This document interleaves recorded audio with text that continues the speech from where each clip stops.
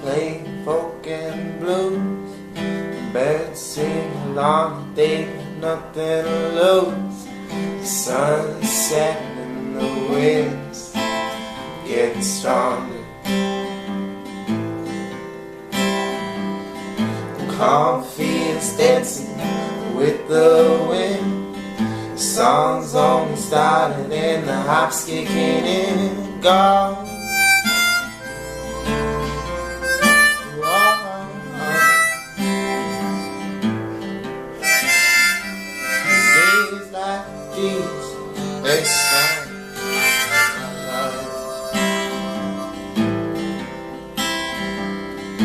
Down by the river, it's the sycamore trees.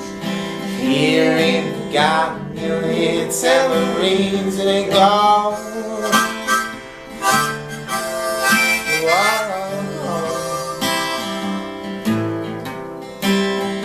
These days like these, it's time of my life.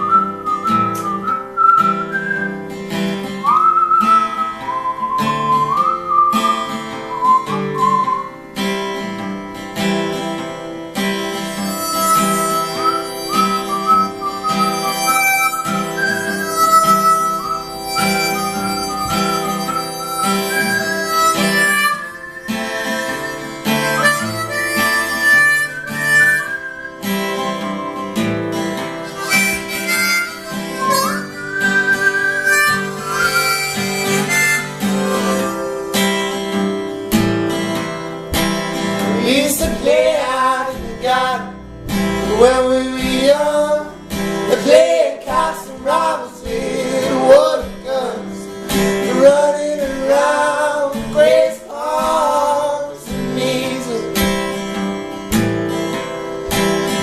'Cause days like these are the best times of my life. Hold on.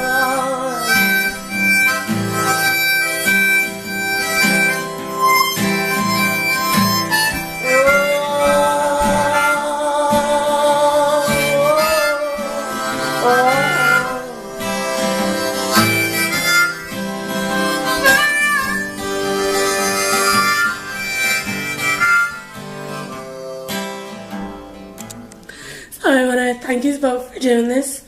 Do you want to introduce yourselves there? Hello. That's a good start. It is, yeah. I'm Brandon, and this is actually from the Ocelots. Ocelots. And how did you come up with the name Ocelots? Well, it's a type of, it's a dwarf leopard, to be exact. Okay. We just thought we'd name ourselves after a dwarf leopard.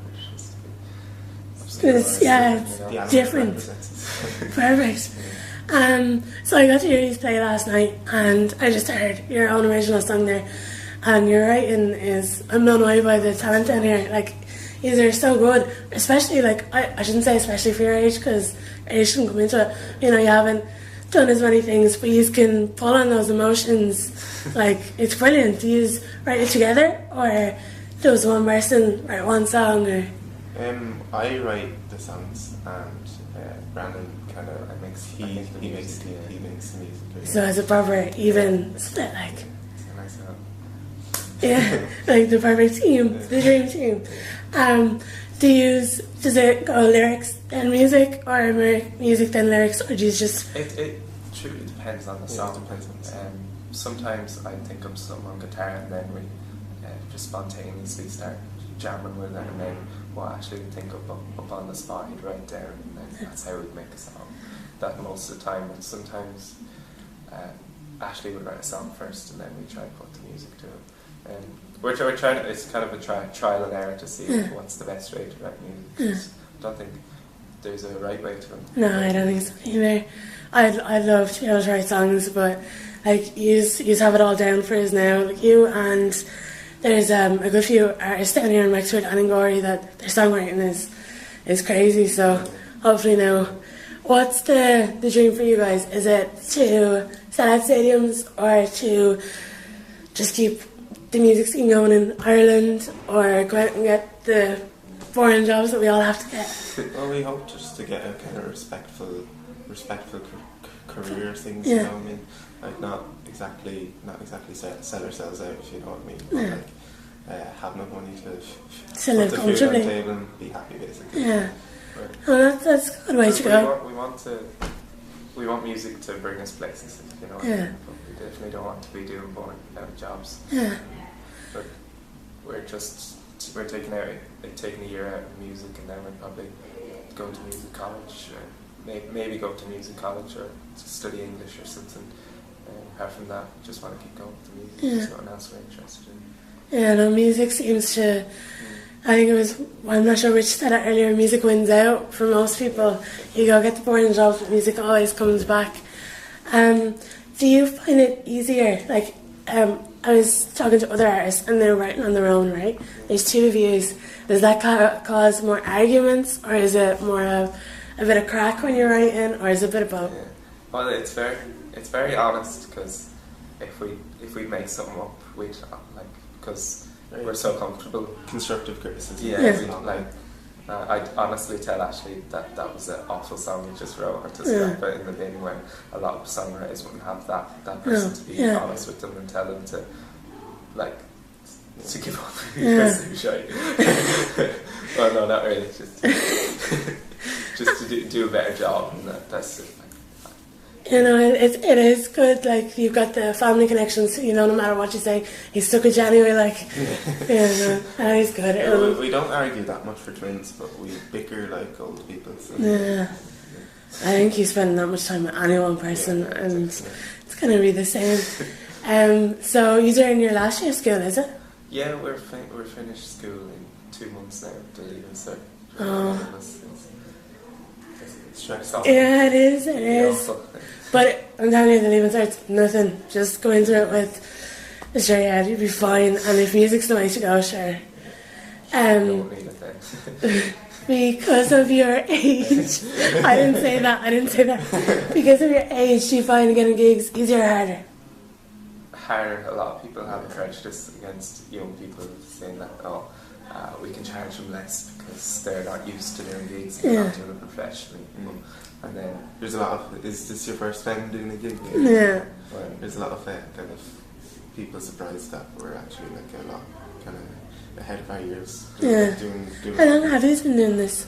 We started music 2 or 3 years ago. 3 years ago, yeah. We did, well, Ashley played guitar when he was younger, and then Not very well. and then we did transition year. You know, the way you do absolutely nothing in transition year. We started learning cover songs and formed stuff. our band. And then looking for pub gigs and getting employed, getting a bit of money from doing pub gigs, which was really handy. We played in like one of the local pubs every Tuesday night, and that got us practice. In the Red Kettle next Friday, which is one of the first gigs we're doing completely acoustically, and it's in a cafe, a really small cafe, so it should be really happy. It's the Red Kettle. It's by the Wexford Library, and it's going to be very intimate and brilliant. That's good for the atmosphere. The smaller places are definitely good that way.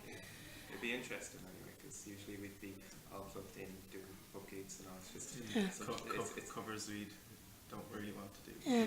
I noticed last night at the cellar that towards the end of the night, you had basically forgotten about the mics. You were just singing, like, because it's small enough down there that you don't really need it sometimes.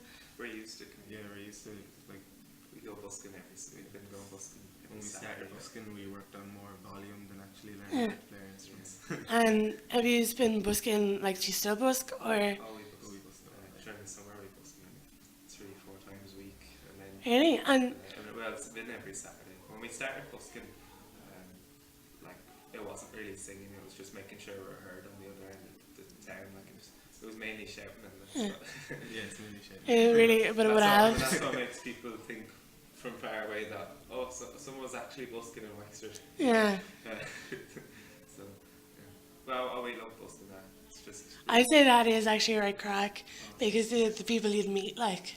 Definitely, yeah. The people that would come up to you, just you meet a lot of people that come up to you, really being interested in what you do and what music you like. It's very rewarding in that sense. Oh, that's good. It's you know the way in like an intimate gig like the Red Kettle, like what we're doing next Friday, like everyone's paying so much attention to you. Everyone's just staring at every move you make. Like it'd make you really nervous when busking. People just walk past, and well, that's when we really get time to practice new songs. Practice our confidence kind of as well. There's nothing more heartbreaking than if I go to a gig and I see people up on stage who are giving it everything, and the crowd aren't really taking notice of them, or they're not getting involved. So like, I don't know how that is for an artist themselves. Like, but with the busking, I'd say you wouldn't be as sensitive to it, would you? No, definitely not. Like people hear little snippets of your songs while they're walking past, so you're not really worried about making a mistake or anything like that. It's so nice when you get a crowd as well. It's like people would completely circle you off the town, and then everyone it just multiplies. You're really shy. We have to do something good. I know, that's good then. So you've got the red cafe, red kettle. What else have you got coming up? We will be we'll be having an EP launch soon, but That should be out in the next couple of weeks. Really? in a place unknown, so I did have to check it out. In a place unknown that you actually don't know, or is it like a big secret stuff? I'd say it wouldn't be too far from obvious. But, Okay. But we just finished recording our EP. We've gotten it mastered, gotten the whole album done. Yeah. Just getting it sent off this week, so we should have copies of it to sell during busking, so we'll be able to give it to radio stations. Yeah. Really. I definitely go out and buy an album from you guys. How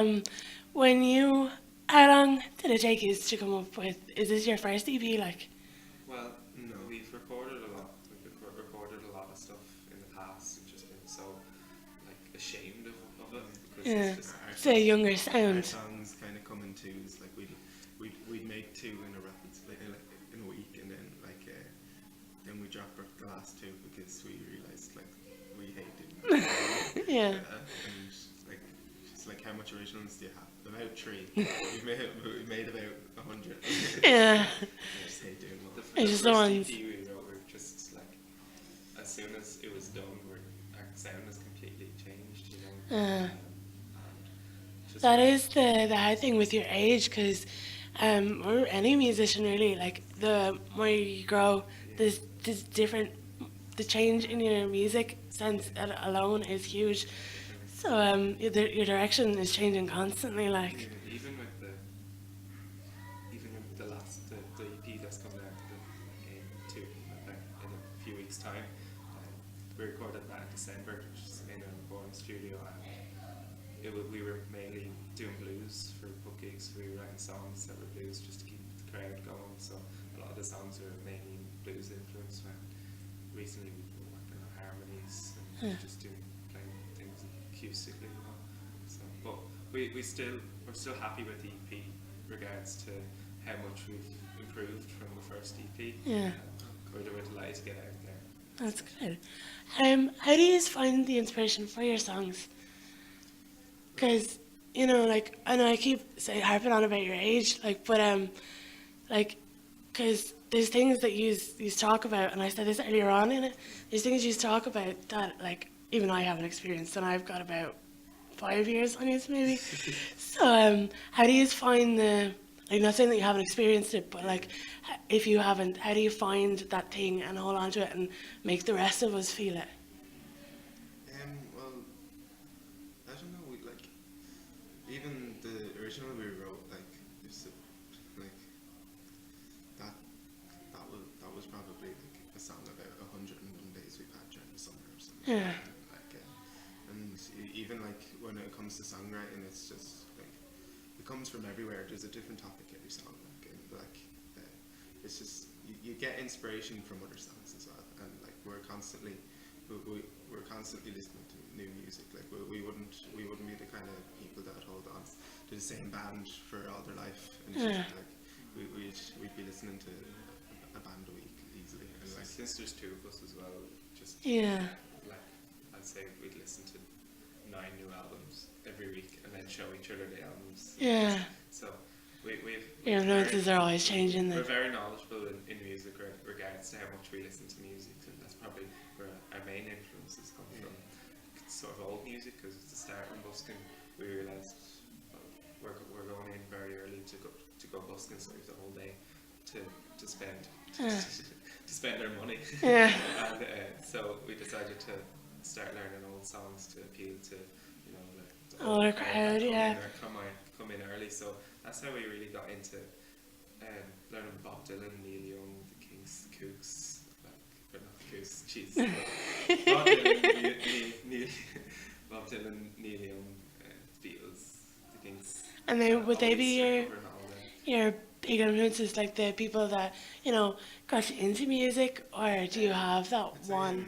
Bob Dylan and Kings Leon got us into music. Yeah. But they're like far from like They're very different. Yeah, very different. No, they're not different. like we wouldn't be listening to them every week, but they'd be what started us off. Yeah. They were kind of like the roots of our tree. You know? Yeah, I think everyone has that one or two people that, you know, it started with them. They're the reason I want to do this. Yeah. And that's cool. Where can people find you, either your songs, your videos, anything about you, where you're playing next? Just by being our #1 fan. And We have a Facebook account, just the Ocelots. Yes, that's It's called our YouTube account. never bothered with a website. No, we'll have a website soon. When we get it. Well, we have a Bandcamp as well, which the EP will be released on. you SoundCloud, are you on? Yeah, we have a SoundCloud. We don't post on it much else. Okay, so stick with YouTube and Facebook then. YouTube and Facebook. And we can become your #1 fan then. If you want to. Okay. That's perfect. And this is my favourite question, right? This is the question that kind of makes and breaks the people in front of me. What is your guilty pleasure, music-wise? The one song that, you know, I think I asked the mistakes, but they dance around in their underwear too. So, what do you dance around in your underwear too? Very serious face. Well, I know they're pretty much Dido at Willie's. I really love a lot of Coldplay.